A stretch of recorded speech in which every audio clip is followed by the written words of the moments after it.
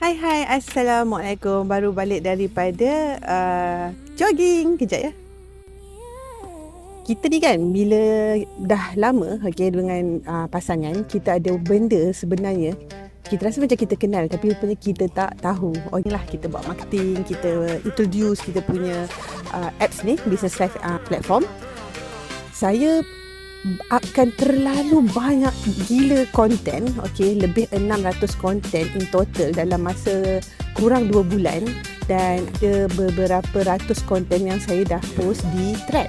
Jadi masa saya up kat thread tu, saya sebenarnya tak perasan sebab dekat dalam Facebook dia tak jadi apa-apa tau, tapi bila kita pergi dekat thread, konten tu dapat sambutan yang sangat ramai. Sampai ada satu waktu tu 2 pagi saya baca, dan orang tu macam marah gila-gila lah sebab ayat tu saya buat terlalu straightforward. Ayat tu terlalu straightforward.